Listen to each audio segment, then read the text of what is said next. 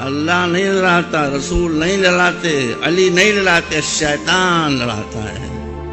تو آپ جب کسی مجمع میں کسی ایسے مولوی ملا کو دیکھیں جو مسلمانوں کو لڑانے کی کوشش کر رہا ہے، سمجھ لیں کہ یہ مولانا نہیں ہے، یہ شیطان ہے۔ ناظرین، یہ تھے ہندوستان کے مشہور عالم دین، قائد اور رہنما اور مسلم پرسنل لا بورڈ کے نائب صدر ڈاکٹر کلب صادق رحمۃ اللہ علیہ، جنہوں نے اپنی پوری زندگی ہندوستان میں ملی اتحاد اور تعلیم کے میدان میں صرف کر دی۔ اس میں کوئی شک نہیں کہ شیعہ کے علماء ہوں یا سنی کے علماء یا کسی بھی فرقے کے علماء دو قسم کے ہوتے ہیں۔ ایک وہ جو امت کے درمیان اتحاد اور اتفاق پیدا کرتے ہیں، اور دوسرے وہ جو شیطان نما ہوتے ہیں، جو ایک دوسرے مسالک اور فرقوں کے درمیان نفرتیں پیدا کرتے ہیں۔ مگر شیعہ ہوں یا سنی، دونوں فرقوں کے درمیان اچھے علماء دین ہمیشہ پیدا ہوتے رہے ہیں۔ چنانچہ سنیے ڈاکٹر اسرار صاحب ڈاکٹر کلب صادق صاحب کے بارے میں کیا فرماتے ہیں۔ اور مولانا علی میاں رحمۃ اللہ علیہ بھی ان کے اجتماعات میں جا کر شریک ہوتے رہے ہیں، اور انہوں نے ایک فقرہ بھی نقل کیا مولانا علی میاں رحمۃ اللہ علیہ کا کہ آج ہمیں کوفے اور دمشق کی طرف دیکھنے کی ضرورت نہیں ہے، بلکہ کربلا کی طرف دیکھنے کی ضرورت ہے۔ تو بہرحال مولانا علی میاں رحمۃ اللہ علیہ کو جو خاص تعلق تھا حضرت علی رضی اللہ تعالیٰ عنہ کی ذات کے ساتھ، اس پر تو ان کی ایک عظیم تصنیف جو ہے حضرت علی کی سیرت مطہرہ پر وہ خود دلالت کرتی ہے۔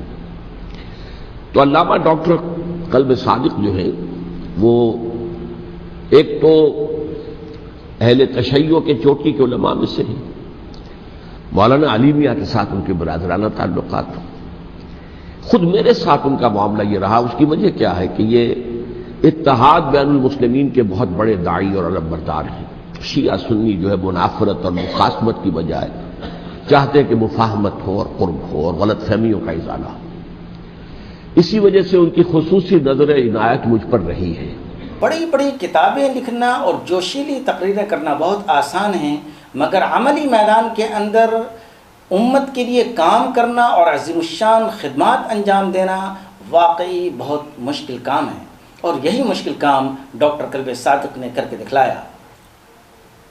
چنانچہ تعلیم کے میدان میں ڈاکٹر کلب صادق نے ایسی عظیم الشان خدمات انجام دی ہیں جو آنے والی نسلوں کے لیے مشعل راہ کا کام کرتی رہیں گی، اور شیعہ کے علماء ہوں یا سنی کے علماء، ان سب کو ڈاکٹر کلب صادق کے نقش قدم پر چل کر تعلیم کے میدان میں آگے آنے کی ضرورت ہے۔ مولانا کلب صادق رحمۃ اللہ علیہ 22 جون 1939 کو لکھنؤ میں پیدا ہوئے۔ آپ نے ابتدائی تعلیم لکھنؤ کے سلطان المدارس اور جامعہ ناظمیہ میں حاصل کی، پھر اعلیٰ تعلیم کی غرض سے علی گڑھ مسلم یونیورسٹی پہنچے، جہاں انہوں نے گریجویشن کے بعد عربی ادب میں MA اور PhD کی ڈگری حاصل کی۔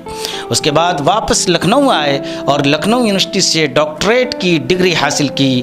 مرحوم کو نوعمری ہی سے تعلیمی اور سماجی کاموں میں بڑی دلچسپی تھی۔ ان کی تعلیمی اور سماجی کارکردگی کا دائرہ بہت ہی وسیع رہا ہے۔ انہوں نے مسلمانوں میں تعلیم کے لیے 18 اپریل 1984 عیسوی میں توحید المسلمین ٹرسٹ قائم کیا اور یونٹی کالج کی بنیاد رکھی۔ اس کے ذریعہ ہونہار غریب بچوں کے لیے تعلیم اور اسکالرشپ کا آغاز کیا۔ توحید المسلمین ٹرسٹ کے علاوہ unity college, unity mission school, unity industrial training centre, unity computer centre, unity public school, یہ سارے کے سارے ادارے لکھنؤ میں، MU کالج علی گڑھ، ایرا چیریٹیبل اسپتال، TMT بیوہ مشن اسکیم اور TMT تعلیم اسپانسر اسکیم جیسے تعلیمی اور فلاحی ادارے مولانا کی وہ عظیم الشان خدمات ہیں جو آپ کو اس صدی کے عظیم رہنماؤں اور قائدین کی پہلی صف میں لا کھڑا کر دیتی ہیں۔ قاری طیب صاحب، مولانا ابو الحسن علی ندوی اور قاضی مجاہد اسلام قاسمی کے دور میں مسلم پرسنل لا بورڈ کے پلیٹ فارم سے مولانا کلب صادق کی مخلصانہ خدمات ہماری امت کی تاریخ کا سنہرا باب ہے۔ ملت کا جس کے اندر درد ہوتا ہے اور ملت کے لیے جس کے دل میں تڑپ ہوتی ہے، وہ چاہے صحت مند ہو یا بیمار، وہ ملت کے لیے اٹھ کھڑا ہوتا ہے۔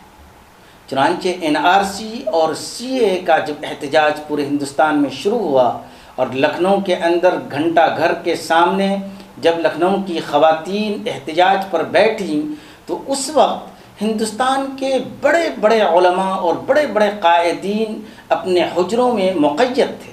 انہوں نے اپنی زبان تک نہیں کھولی کہ اس NRC اور CAA کے خلاف ایک بیان جاری کیا جائے. ایسے حالات میں ڈاکٹر کلب صادق بہت ہی بیمار تھے، مگر ویل چیئر پر بیٹھ کر کے آپ گھنٹہ گھر گئے اور وہاں عورتوں کے احتجاج میں تقریر کی اور ان سے اپنی یکجہتی کا اظہار کیا. ایسے قائدین اور ایسے رہنما ہوا کرتے ہیں. 24 نومبر 2020 کو ہندوستان کا یہ عظیم قائد اور عالم دین اس دنیا سے ہمیشہ کے لیے رخصت ہو گیا. آسماں تیری لحد پر شبنم افشانی کرے، سبزۂ نورستہ اس گھر کی نگہبانی کرے. آمین.